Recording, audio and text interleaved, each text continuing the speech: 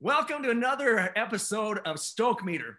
And today I am incredibly excited to introduce my friend, Ben McAdams. Ben and I have known each other for nearly 20 years, right, Ben? Yeah. It's been a heck of a long time, but since that time, he has had an incredible journey. When I met him in New York City, you were a law student first. And then I was a law student. Then you were in a firm, and I would run into you, and then eventually he became somewhat of a spiritual leader. He was actually helped to bless one of my kids, which blows my mind because that was clear back in 2006. And I know it's a long-winded introduction, but you've done so much for us, because when Ben and Julie had twins, I saw their pain. Yeah.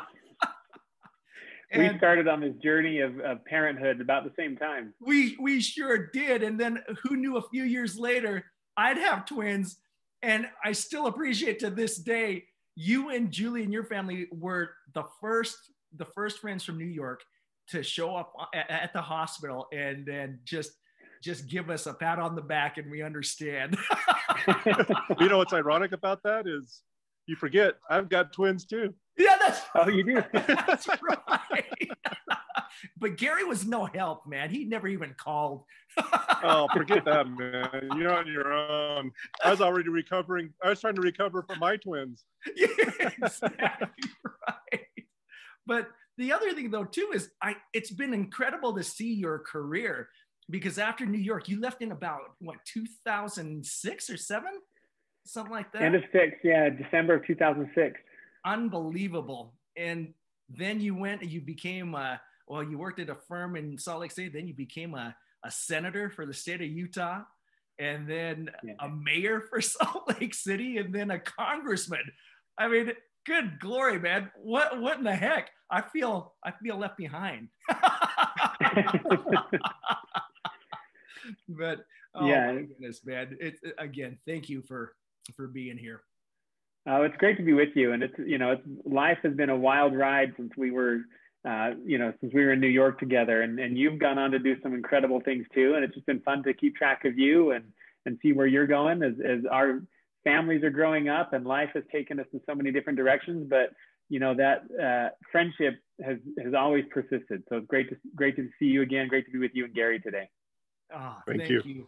Thank you. And that's one thing too, is I hope everyone understands that when you look at the friendships that are built over the years, I mean, they go over differences. They surpass everything and bring us together. And one of the things that, just looking at from the interview perspective, I've just found amazing what you've been able to do and stay close to so many friends, but also to be so real. In the political aspirations were never such that I saw that were self-serving. And that's what I've always appreciated about you. And that's why, especially when you were running for all those different offices, I remember all the garbage that I read about you. And I thought, oh my goodness gracious. Are you? Yeah, actually, I have a question about that. I think you kind of touched on.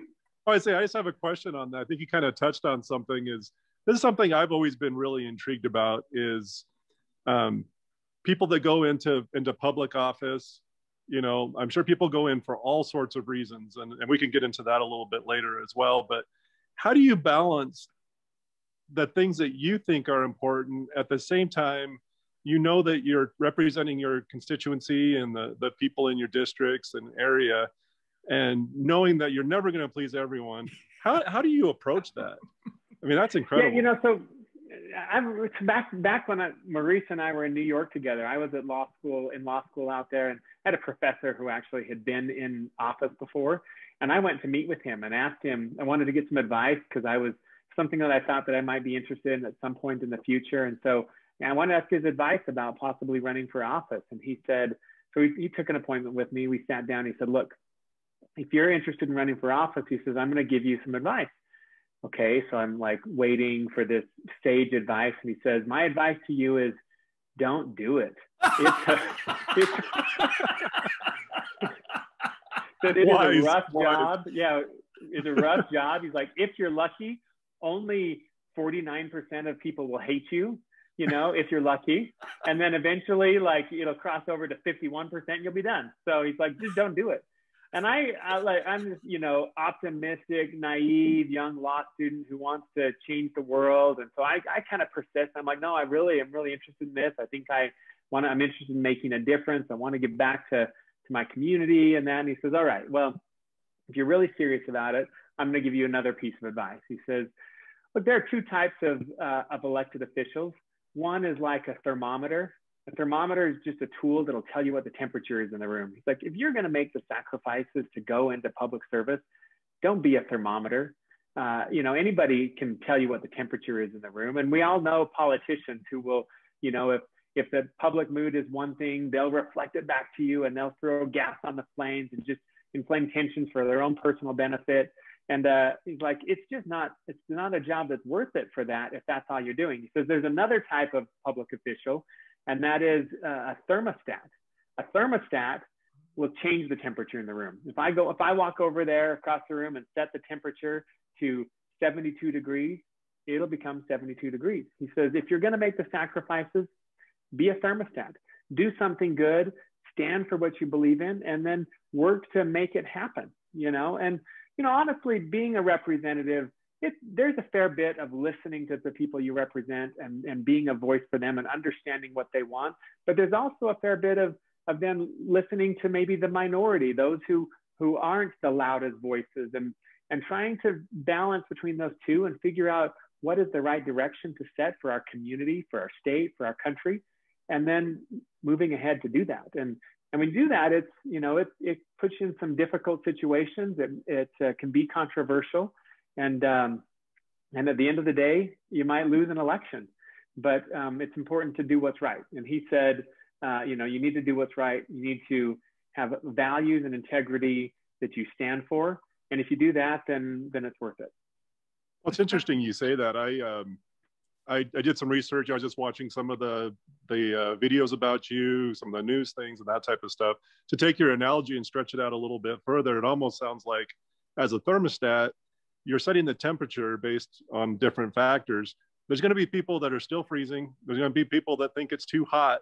But I think one thing that I saw in your career that kind of kept rising to the surface is, and you talked about the, like, you know, the minority population, that type of thing, is you found creative ways to go out of your way to help those people as well. So like with the analogy, okay, we can't change the temperature, but I can give you a blanket, or, you know, or I can give you something to help cool you off, you know. And it just seems like that is something that I don't know if that comes naturally to you or if that's something you developed over time, but it definitely is obvious.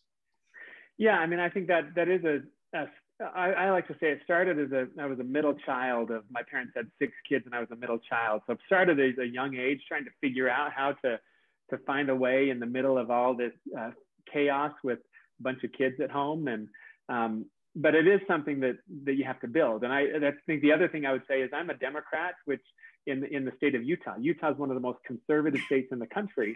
And so as a Democrat, you have to be really good at listening. I have never won an election that without getting a lot of Republicans to cross over and to vote for me. So you have to, if in my position, if you're going to be successful, you have to be a good listener, and you have to find that middle way. If you're just picking one side or another side, my side will always lose as a Democrat.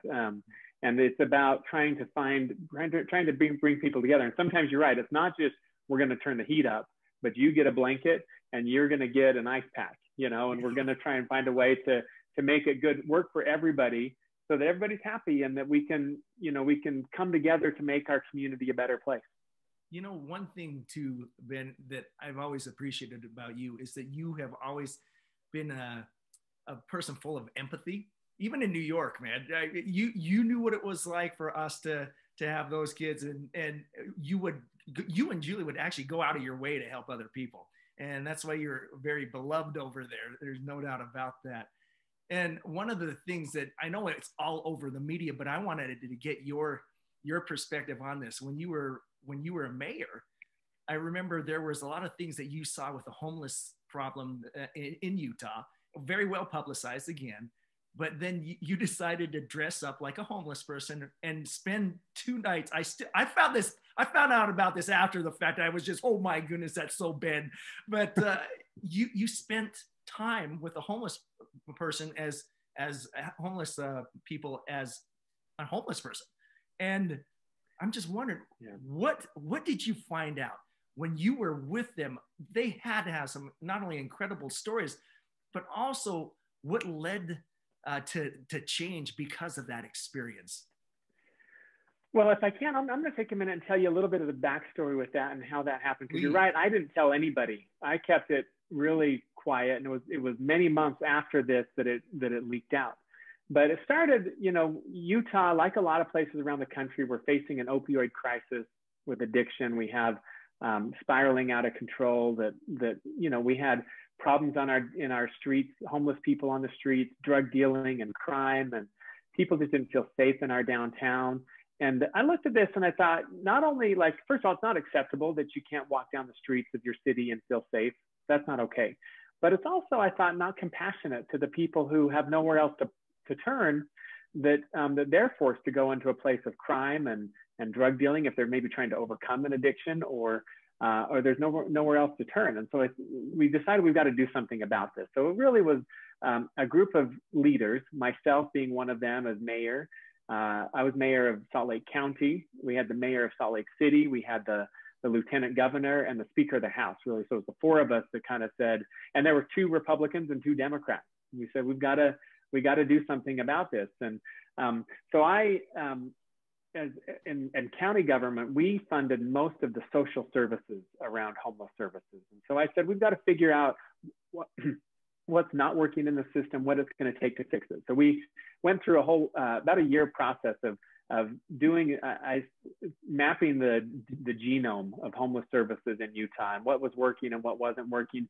We came up with some recommendations, and you know, I could spend 3 hours talking about those recommendations, but really the nutshell, it was that if we want to help people overcome crisis and get back on their feet and to be self-reliant and living independently and overcome homelessness, you've got to have a system that is focused on the individual, because people are homeless for different reasons. Some of them it's addiction. Some of them it's domestic violence, that they fled a violent situation with kids and left. Some people are homeless because they've lost their job. But there's a lot of different reasons why people end up being homeless. And one of the mistakes that I think we make is we treat them all the same. What we know is they all need a bed and they all need something to eat. And so if we treat them all the same, what we don't do is we don't allow the causes of their crisis, give them the tools to overcome their crisis. One person's going to need drug treatment. Another person's going to need counseling and mental health assistance. Another person just needs a job, and maybe some job skills and different things. And so we have to individualize the system. So we went to the Utah State Legislature with a request for $30 million to build new homeless facilities that could be our existing facility at the time was almost 1,100 beds. So it was stack them deep, feed them cheap, and one size fits all. And they did a really good job for about $7 a day, helping each person.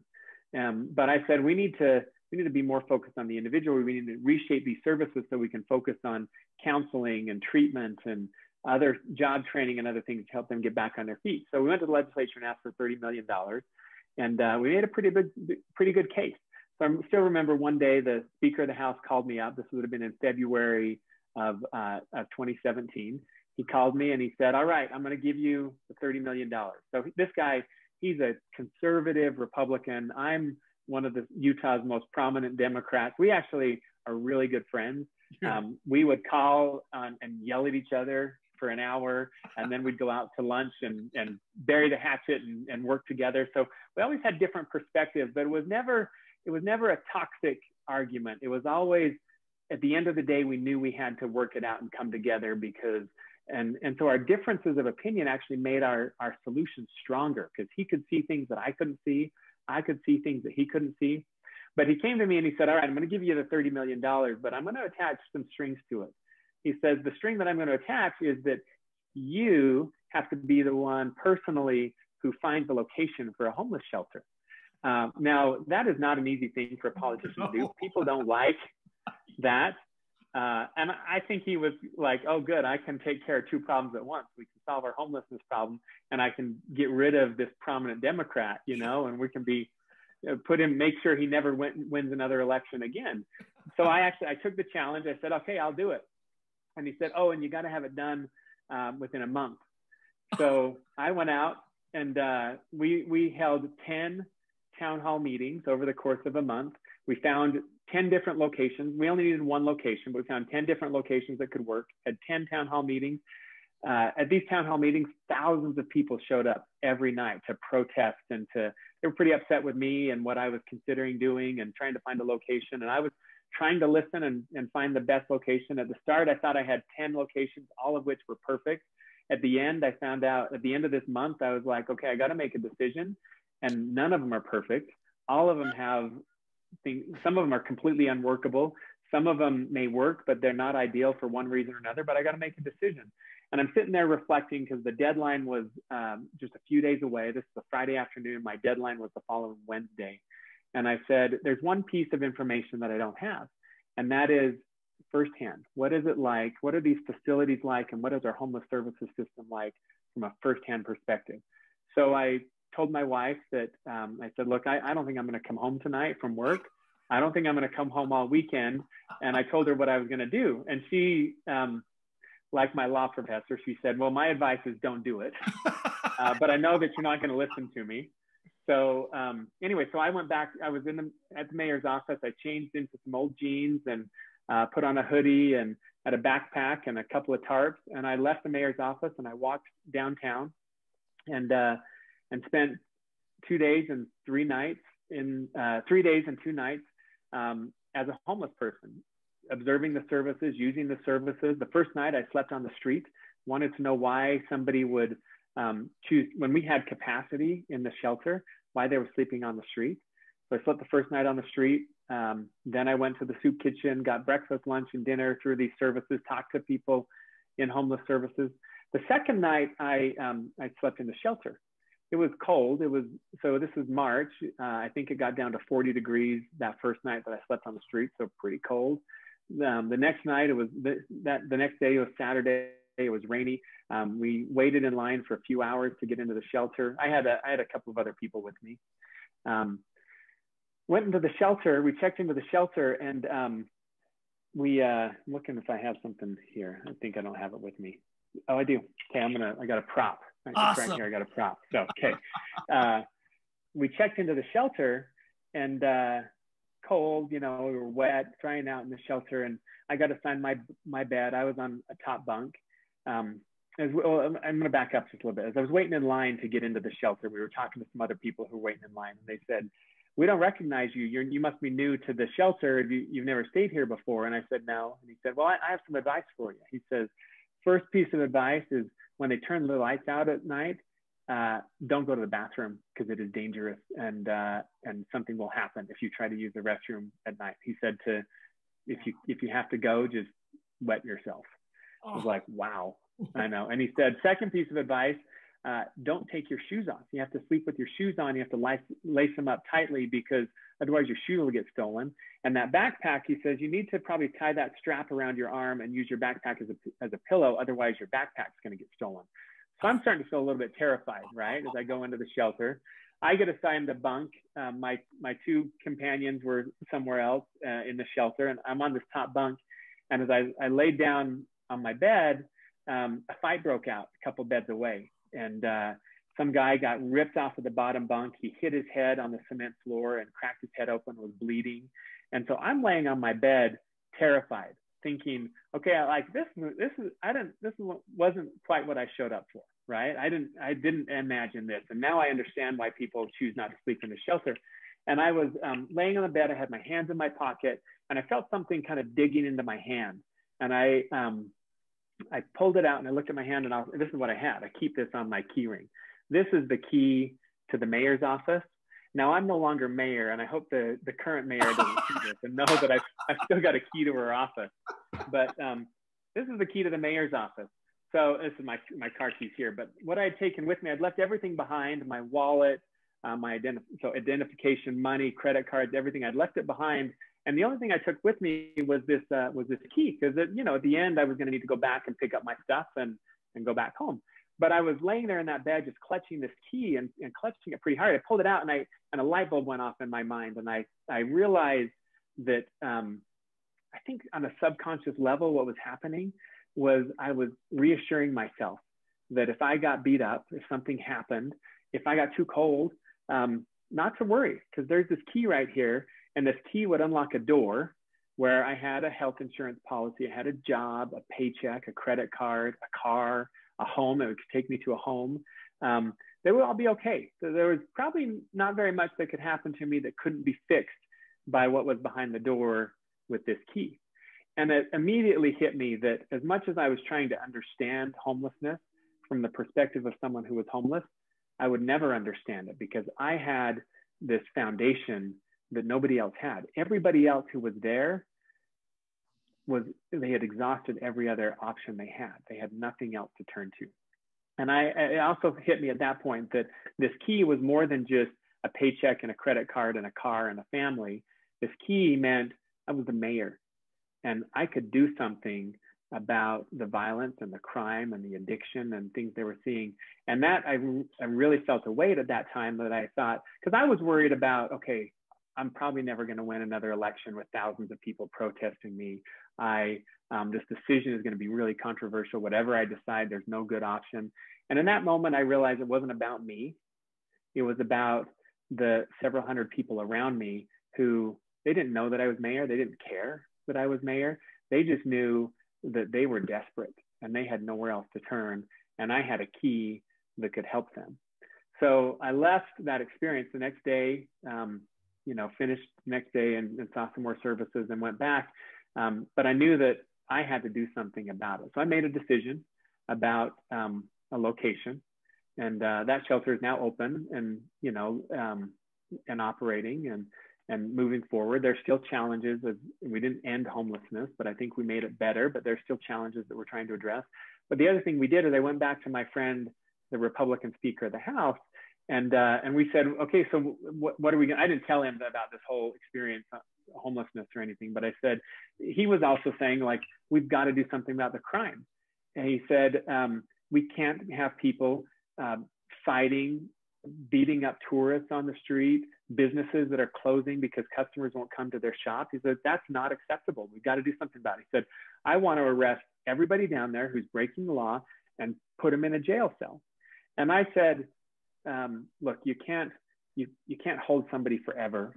So if you put them in a jail cell, they'll go in the front door. They may be there for a day or two. They're going to come out the back door and they're going to come right back downtown. So that's not a solution. But I actually agreed with him that it is not okay to just turn a blind eye and let crime persist on our streets and all that is happening. So he persuaded me that we needed to do something about the crime and the violence.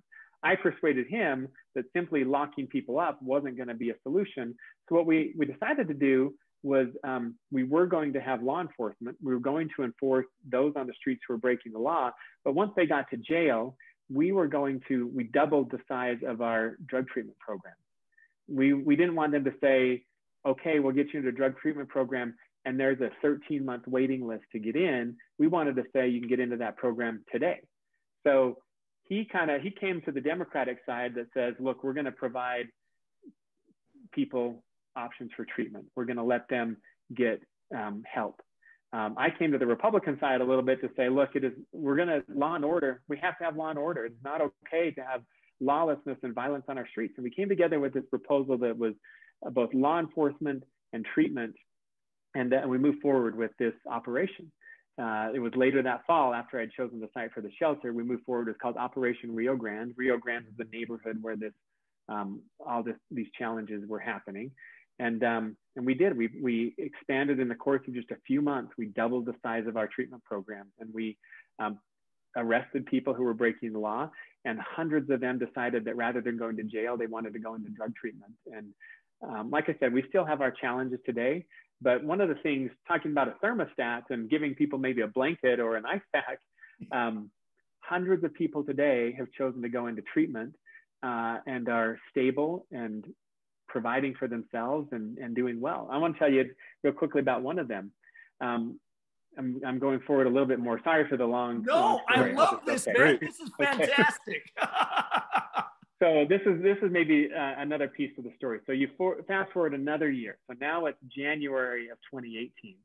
And we have several hundred people who have gone through treatment, and they're coming out of inpatient treatment. They've been in a treatment facility 24/7.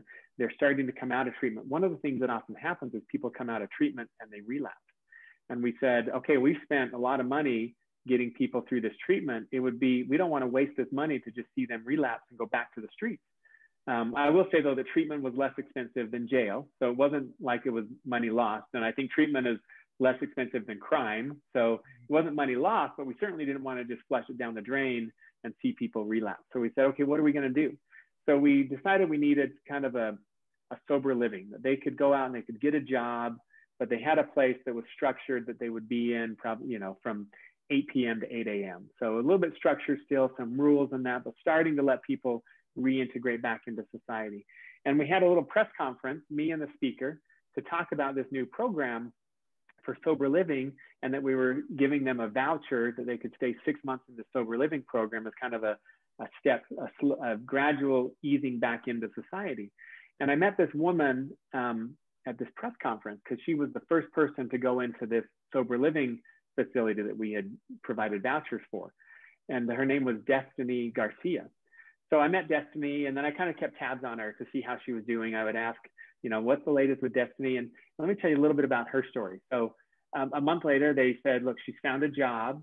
And she actually got a couple of different jobs, and she kept losing her jobs. I'm like, what's happening with her job? But one job she lost because she had outpatient drug treatment that she was going to. She had had a pretty serious heroin addiction.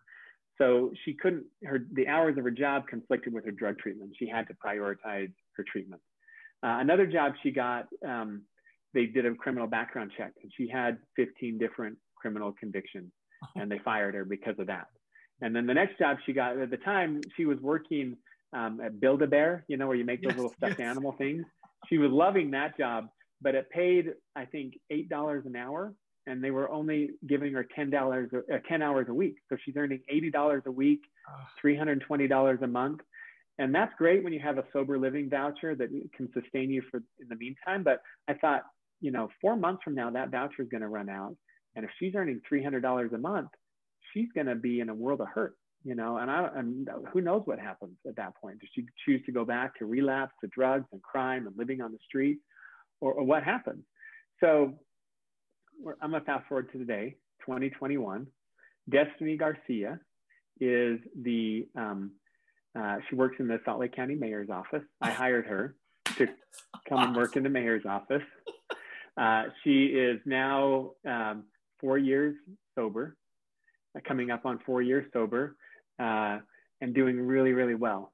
She is paying taxes, has a job, has health insurance, and she's giving back. She spends her weekends volunteering with homeless services downtown to help people who are in recovery or trying to overcome an addiction to get back on their feet.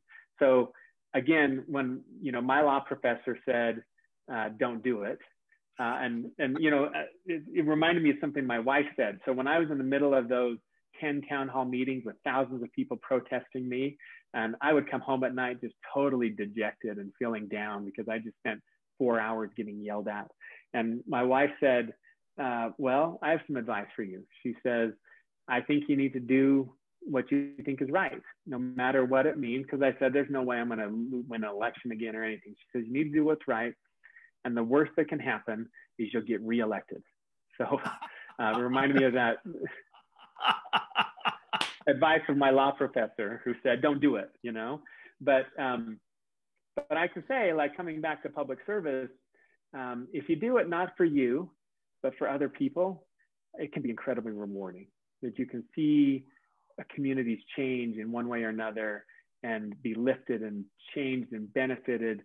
And I look back now. So maybe I should tell the rest of the political story since a lot of your guests aren't political. So I was mayor at the time. I ended up running for Congress, for the United States Congress, and I won a race that I probably shouldn't have won. Again, I'm a conservative Democrat, but I'm a Democrat in Utah, of all places. So I won a very Republican seat from people who I think could see me as somebody who was going to do the right thing, who was willing to work with both parties to get things done, to put aside my own interests and work for the greater good. And I was elected to Congress in 2018. It was the closest race in the country, but I was elected to Congress in 2018. Then in 2020, I lost my election it was also a very, very close race. So here I am today, no longer in public service. I may run again at some point. I may not. I haven't really decided. But what I know is I can look back on a career of public service and feel like I was a thermostat. I made a difference, and it mattered to people. I was able to impact people's lives and our community for good. Well, it sounds like the thing that really fueled you, sorry, Maurice, is is you brought it down to the individual level. By spending a couple of days. I mean, you had perspective on what you were doing. You knew that you weren't really experiencing what they were, but at the same time, you could get closer to the individual, and talking with the gal that you hired. It's those. I think it's many times those small success stories in life that keep us going. As opposed to just like, well, I'm going to do it for the power, the prestige, or whatever else. So I'm sorry, Maurice, go ahead. No, Gary, you're spot on. And Ben, that's one thing that you were true to you, but you're also willing to continue to listen to everything. And I'm looking at, if I was in that situation, I think a majority of people would react emotionally. And you were always one that was always looking at the bigger picture. And it's something that I wish would be happening on a more frequent basis so that we can really start to understand each other. One of the things that I keep on, you don't know this, but there was one of your Facebook posts is one of my favorite that I actually clipped, and I use this whenever I think I'm running into differences. And it's when you sat down next to Mike Lee, the other congressman, on the way back. Yeah. And if I can, I'm just going to read this. And so this is from Ben's Facebook, and on November 21st, I think this is 2 years ago. I sat down near my colleague, Senator Mike Lee, on our flight back to Utah. Just as we're settling in, another passenger advised him that his seat was actually on the far right side of the airplane. Remember, he's a Republican congressman, not on the left side of the aisle. Imagine that. And then he makes a caveat. Before you make any negative comment here about Senator Lee, just know that while he and I don't agree on every issue, he's always been willing to talk and find agreement where we can. I like him, and I like working with him. And just reading that, every time I read that, I get pretty amped up, just because there are people that I have differences with on a regular basis. And it's easy to take offense from that. And I can't tell you how many times that little picture of that cheeky grin from Senator Lee looking into your camera reminds me that there's a greater good that we can get to if we're willing to have that dialogue. And so I thank you for that example. And that's why again, I take offense whenever I see people that are bashing you on a basis without having that Mike Lee moment where you had that discussion together. Yeah. Well, it's like when you were talking about your Republican cohort, where you guys would have hour-long arguments over the phone, then go have lunch. It's very clear that you guys, there's a difference between passion and just shutting someone down because it's personal. Yes. You know what I mean? In this day and age with social media, and it seems like kind of that culture is rampant right now, where I'm based on either your political party, religious affiliation, whatever you might want it is, I'm gonna shut you down. You know what I mean? In your opinion, somebody that's operated at high levels of office, how would you? Okay, we asked you to solve homelessness. Solve this one. How do we get away from that, where we don't go after people and shut them down? How do we change the culture to one of acceptance, not even acceptance, but just empathy and understanding? Because it's horrible right now. It is pretty bad. And, I think not everybody's going to be in politics. Not everybody wants to, thankfully, but I think that maybe my perspective on politics, it applies whether you're whatever career you're in, whatever job you're in, I think some of the problems are the same, and maybe some of the solutions are the same. So let me give you a little bit of history on kind of the inner workings of Congress. So it used to be that if you were elected to Congress, you picked up your family and you moved everybody to Washington. And transportation has gotten better, communication has gotten better. So in the 1990s, there was a push to actually do the opposite, to keep your families in your home district, and a representative would fly to Washington.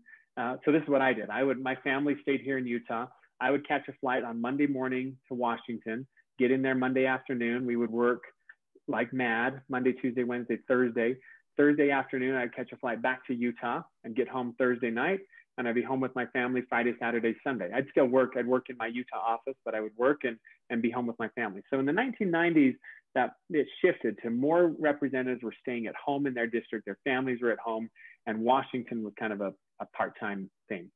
And I actually think in some ways that was good. It gets you out of that Washington, D.C. bubble where you think that all people care about is what's happening on cable news. You realize most people aren't watching that. They don't care. They care about paying their rent. They care about, clean water. They care about things that you're just not thinking about in Washington. So I think it's really grounding to get back and to go to the grocery store. And I talk to people at the grocery store. I'm at my kid's soccer game on a Saturday, and I'm talking to other parents there. And it's grounding to know what real people are thinking about. But it came with a price. And the price is members of Congress, when they all lived in Washington, their kids went to school together. They coached soccer teams together. Their spouses knew each other. There was a friendship and a respect that existed among them that just doesn't exist right now. I think a member of Congress is more likely to talk with their colleague on a split screen on a cable news show than they are to sit down with them over lunch or talk to them in person, or to know their spouse's name. And I think that's actually gotten even worse with COVID, because so much has shifted remotely that even the few moments that we had when I was in Congress to talk and spend time with each other is even more limited today. And it's much easier to demonize the other side, to say, you hear people saying right now, well, that side, and both sides do this, but the other side hates our country. The other side is this, and you paint with broad brushes and demonize the other side.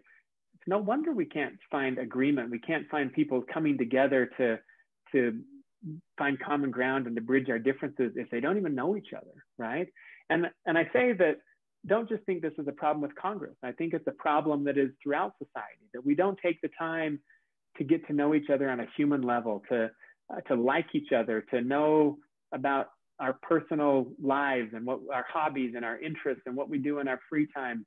And then it's easy to just say, oh, that person is a Trump supporter, that person's a liberal, or that person's this or that. And you just dismiss them without recognizing that person's also a father or a mother, a son, a daughter, a neighbor, a gardener, a football fan. Like, there's so many other things that we are. We're not just liberal and conservative or Trump supporter or never Trumper, but we're so much more three-dimensional than that. And I think what we've lost over the last few years especially is that ability to know each other as human beings and to take the time to get to know each other as human beings. So I think what would fix Washington is more opportunities to get to know and build those relationships, that respect, so that when you are debating, you might be arguing, you might be on the phone call yelling and cussing at each other, you might be debating on the floor of the House of Representatives, but there are lines you're not going to cross. There's a respect that you're going to give to each other.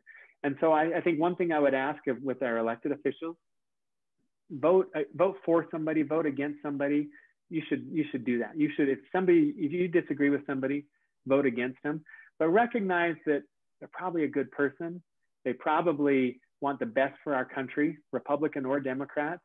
You just happen to disagree, but they're a good, decent person who's trying to do good for the country, and it's not personal. Let's reintroduce civility and respect into our politics. But it's not just our politics. I think it's the politics of the workplace, the politics of family, the politics of religion. Like, let's recognize that we can have different perspectives and we can all still be human beings and care for each other. And I think we need a lot more of that at every level of society. Yeah. Wow. That's awesome. That's awesome. And I sorry to use such a common phrase, but that it really is awesome. But one thing that I've got to ask too is you bring up the civility, but there's one thing that I appreciate about you is you also hold yourself accountable, but you also hold other people that are in the public eye accountable too. And I don't know if half of this is folklore or reality, but I'm going to assume, knowing you, that this probably happened. I remember when they had that State of the Union address, and there was a certain individual that ripped up the talk behind the president's back. And I had heard that you went and had the conversation with her, Congresswoman Pelosi, about that. Is that true? That is true. There are times where I think it's appropriate to call people out publicly, but I also think that oftentimes that shouldn't be the first conversation. There's far too much grandstanding and people who get on a soapbox to shame someone else, and it's a way of lifting themselves up. In that case, I think the first conversation should be direct and looking someone in the eye. So I did. I went up to her on the floor of the House of Representatives, and I said that, that I represent a district that voted for Trump. People who voted for me voted for Trump. I didn't win without winning Trump voters also voting for me. And it's just not constructive. And, President Trump has said some divisive things. I think he returned divisiveness with respect and dignity, not doing the same or not stooping to that level. And I said, I just think we need to be better than that. And I don't think that it sends the right message to be ripping up that speech. Little did I know we were standing in front of the C-SPAN camera, so I got but so the story came out in that regard. But she received it very well. She said, I understand your perspective. I'm grateful that you would say that to me. I don't know that she agreed with me. Of course, she felt that was the right thing to do, but I felt I wouldn't be true to myself if I didn't raise that concern to her directly. That's amazing. Well, and it was done, like you said, it was done respectfully. It wasn't a personal attack as to, what I mean? And I think that's one thing that I've seen is we've, in our podcast, if we've talked to people from all different walks of life, it's the people that are able to take the good from all individuals. How do you explain that, Maurice? Like, we've had people that their mentors have been a drug dealer, not that they buy into the drug dealing, but there's great personality traits that they can take from. So, you may have people in your life or your constituents and things like that you don't have to accept them as a whole. We can look at them and extract from them the good things without canceling the entire picture because of one event or one, or one character trait. So I don't know. I think that's pretty important. It really is. It really is. And this is an education. It really has. This is amazing. I didn't realize there were so many other elements that you just shared there, and I'm just so happy that you did that because I'm hoping the listeners really take to heart the things that you've been saying, because in these times it becomes incredibly important to do it like that. My goodness. Well, and I'll say, I read about your story. I read about some of the different things that you've done, but I always enjoy sitting down with the actual person. Yes. And hearing how things went down, your perspective. I'm just so grateful that you took the time to spend with us to talk about that. I am too. Well, Ben, thank you again for your time. And I hope once this goes out, I know there's going to be a lot of people that will definitely go, hey, can we do that again? So if that's okay down the road, I'm sure we'll do another invite. Well, thank you. And if I could just say some parting words, and that the advice that I would give people right now is, of course, not everybody's going to run for office. If you do, I'd give you the same advice: don't do it. And if you're going to do it, choose to stand for something. You may disagree with what I stand for. I may disagree with what you stand for. But if you're standing on principle, you should do it. But my advice that I would give to everybody is I think we need to get comfortable being uncomfortable again. Go up to your coworker who thinks about the world a different way. ask them why. Don't ask them why with the intent of arguing with them or persuading them to come to your point of view. Just learn something about somebody else. What makes them tick, who they are, why they are who they are. And it might be a little bit uncomfortable. You might hear some things that you disagree with. And far too often, I think we've kind of fallen into the trap that if we're uncomfortable, we walk away. And I would encourage people to be comfortable being uncomfortable. Love it. Ben, love it. Thank you. Awesome words of wisdom. Thank you. Great to be with you. Thanks. And we will. Hey, I will definitely call you in a moment here. Okay, sounds good. Take care. Thanks again. Have a good one. Thank you.